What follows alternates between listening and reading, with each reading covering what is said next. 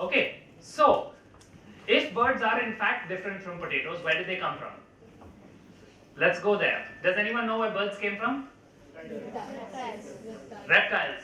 Really? Which kind of reptiles? So lizards gave rise to birds? Dinosaurs. Sauropods? Archaeopteryx. Theropods. Okay, so that's indeed right. Birds are now known to have arisen from a group of dinosaurs called theropods. Yeah?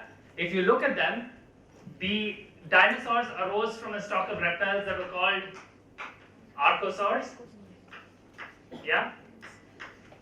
And among those, you had a big split in dinosaurs. You had dinosaurs that had bird hips, ornithischian dinosaurs, and dinosaurs that had lizard hips, saurischian dinosaurs. Okay?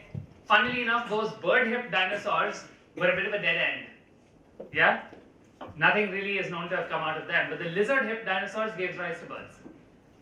So, what would you call that then? Convergence. Yeah? To some degree. Someone's going to squirm if I say this at a taxonomy meeting, but I always think it's kind of funny. Does anyone know any famous theropod dinosaurs? Wow, that's obscure. Everyone's saying Archaeopteryx. How about T-Rex? T-Rex is a theropod dinosaur. Yeah? And right from the beginning, there's been long debate about what gave rise to birds. Something that took a big revolution with the discovery of Archaeopteryx lithographica. This comes from Bavaria, Germany, and its discovery shed new light onto where birds came from because it had several reptilian characteristics, but it also had the distinct impression of feathers. Feathers which are considered a classically bird trait. Archaeopteryx spawned a whole bunch of debate.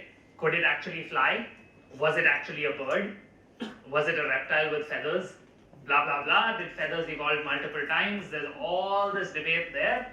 The modern consensus is that Archaeopteryx was in fact one of the earlier birds, even though it showed a suite of traits that were actually more similar to reptiles, including these very long tailbones that most modern birds don't have.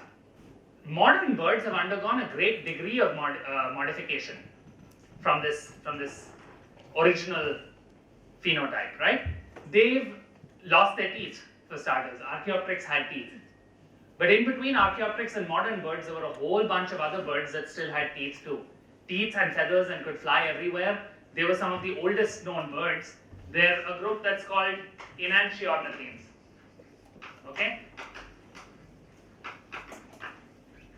They're called enantiornithines because some bone or other is the other way around from modern birds. I don't remember which bone it is off the top of my head. But they were around about the time of the dinosaurs. And we know more about these now because a whole bunch of fossils, particularly from China, have showcased just what the first birds looked like to us.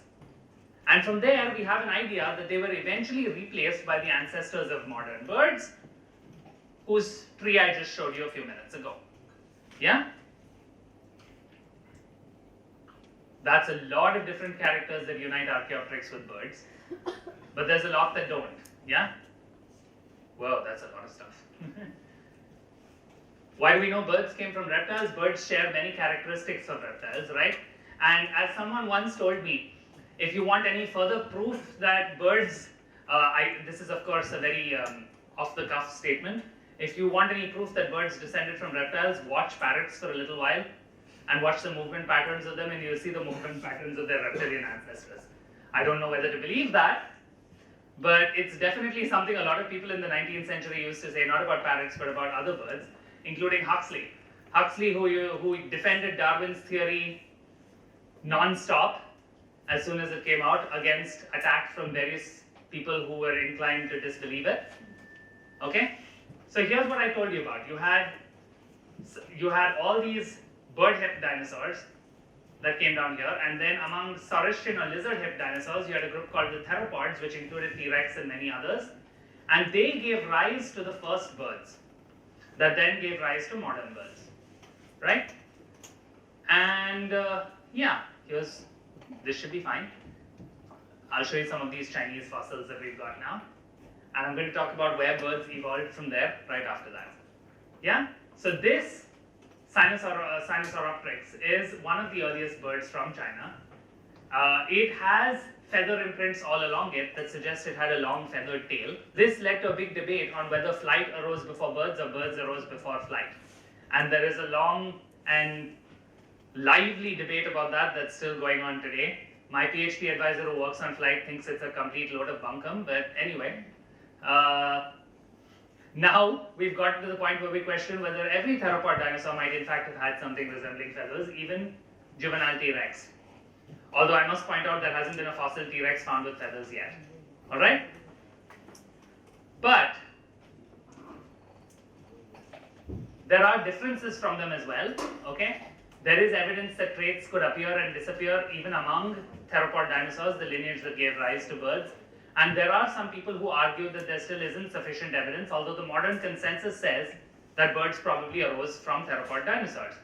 And when they did, they gave rise to modern birds through a whole list of really cool taxa. These are the Enantiorniths that I talked about earlier. After them, you had a group of birds that lived in the Cretaceous of what is now the US, and they fished around the sea. One of them in particular was called Hesperornis regalis, which was about that tall, had teeth and dove for fish. But somewhere after that, birds with teeth or anything resembling teeth were replaced by the modern beak, right, which is now found in pretty much all birds that exist. And I'll go into that again when I talk about anatomy. Here's some stuff about the origin of bird flight. Ashwin, are you covering that? Not really, not the origin. Okay, so do you want me to just go ahead with it? Okay, so why do we know that Archaeopteryx gave rise to modern birds? Because Archaeopteryx had feathers, right? Now, what was Archaeopteryx doing with these feathers? Here's a list of things people had in mind. Some people think they arose for insulation and that they eventually gave rise to flight. How did they give rise to flight? There was, I kid you not, there's been a debate for about 40 years about whether birds started from the ground flapping their arms around madly and eventually got off the ground. Okay? And one of the tests of that involves putting chukar partridges on inclines and getting them to run up while flapping their wings. And they say, aha, these chickens are going to tell us how flight evolved. Okay, it's called wing-assisted incline running, which is one of the funniest terms for something I've ever heard in my life. So it basically means you put a chicken on an incline and it's going to struggle to get up it while flapping its wings madly. Other people think birds started from the top down and parachuted with their wings. The point is, wherever they started, birds eventually got into the air, right? And by the time you had Enantiornithines around, we've got good evidence that some of them were capable of pretty sophisticated flight, all right? But the debate still continues for many people as well, okay? Here's what we call them. They're called the, trees down and ground up, but there's also bottom up and top down. You can hear these called many different names in the very long debate about them, and hear scientists attacking each other in print and everything. It's really fun, right? Here's just some history about that. Let me go through all of these. But whenever the first birds appeared, they appeared and eventually diversified at a point when the world was undergoing great continental change, right? Just between around the time of the dinosaurs and now, the arrangement of the continents on the planet has dramatically changed. India in particular started off somewhere near Antarctica and ran all the way up and ran into Asia at some point, which gave rise to the Himalayas. And that's how we have a nice little geographic barrier that influences a lot of the diversity we have in the Indian subcontinent. Okay? And once they got there, birds diversified. So the other important thing to know about the evolution of bird groups is that once all the major groups evolved, they split from their common ancestor, you get into further diversification, and that can happen through many ways. That can happen just by drift, okay? If you have random populations that are isolated, they will drift apart and eventually diverge. You have geographic barriers that prevent gene flow, eventually they will diverge as well. And of course, if you go to a place where there are essentially unoccupied niches that you can exploit, you sometimes have diversification that is extremely rapid. All right? That's what you call an adaptive radiation. What is adaptive radiation? It means that if there are niches to diversify into, birds will fill them. Or anything else for that matter. Lizards have adaptively radiated, mammals have adaptively radiated. What's the most famous adaptive radiation of birds you guys can think of? Yeah? Darwin's finches. Darwin's finches arose from a single common ancestor, arrived on the what islands again? Galapagos. And then they all started to diversify into species that function like modern woodpeckers, okay, that probe for insects, species that crush heavy seeds, species that crush smaller seeds, and their bills changed accordingly. And their bills are still very plastic. If you look at the work of the grunts, okay, the work of the grunts is covered in a book called The Beak of the Finch. If any of you hasn't read it, I thoroughly recommend it. It says that after there was a drought or a period of scarcity, the seed compositions of the islands changed, and only finches with bigger bills that could eat them survived, so the whole population shifted towards larger bills. And they actually saw evolution in action over the course of just a few years. They demonstrated that the availability of food can have a dramatic impact on bill morphology in Darwin's finches. Other birds have taken it to even more dramatic extremes. The Hawaiian honey creepers, which all arose from a single ancestor that resembled a rose finch. Anyone here doesn't know a rose finch? Yeah, I showed one earlier. It's a cute little pink bird with a sparrow-like beak. Yeah. So these some of these rose finches, or a flock of these rose finches, got to what are now the Hawaiian Islands at some point. And from there, you have bills that became grotesquely thickened. Okay, they were huge. There's a bill that's like half the size of its head. You have others that became probing insectivores that developed bills like this. You have others that became nectarivores, so their bills evolved similar shapes to tubular flowers in the area. And my favorite bill of all is there's a group called heterobills. So the upper bill, the maxilla, is nice and curved. It's a probing tool. The bottom half of the bill is a chisel, like this. So what this bird does is it opens its jaw wide, knocks off bark with its lower bill, like so, like a woodpecker, and then hooks in the upper bill and pulls out grubs after it's knocked away all the bark. So, and all of these arose from a bill that wasn't very different from a sparrow's bill to begin with. So birds can diversify dramatically. Here are Darwin's finches. You can see what diversity you can have from a single common ancestor. Here's an example from the Himalayas. This is Trevor Price's work of warblers that have diversified along different habitat barriers, alongside because of diversification in feeding niches, etc., etc. So from these single common ancestor, you have birds that in this case don't really look all that different, but have a number of specializations if you were to look closely that differentiate them from each other.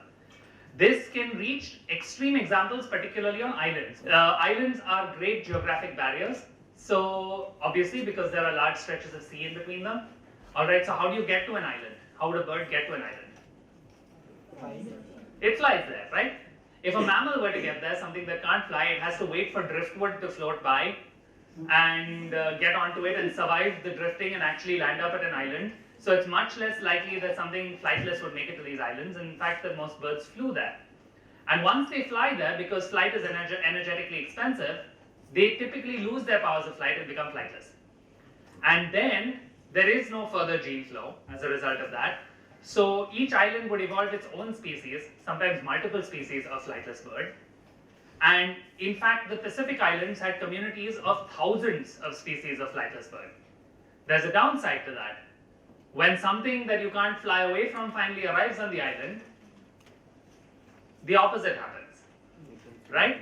So James Cook went exploring the Pacific. Before him, the Polynesians went exploring the Pacific, docked their boats on the island. First Polynesian rats got on these islands, then European rats got on these islands, and people got on these islands and said, ooh, look, tasty bird, and ate them out of existence. And we didn't even know that many birds had gone extinct because we didn't have a historical record until a guy called Stedman. Again, he has a book out if you guys can find a way to read it.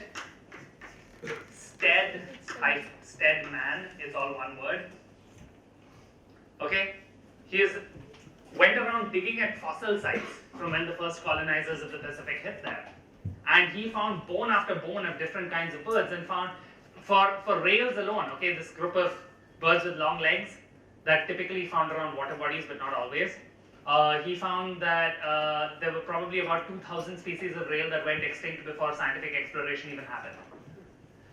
Okay, because basically every Pacific island had its own rail and they were all eaten out of existence either by humans or rats or whatever. And currently in those Pacific islands, there is, I believe, one species of flightless rail still left. So that's one, maybe two. So that's the level of diversity that you can lose to extinction if one radiates across an island and then conditions change.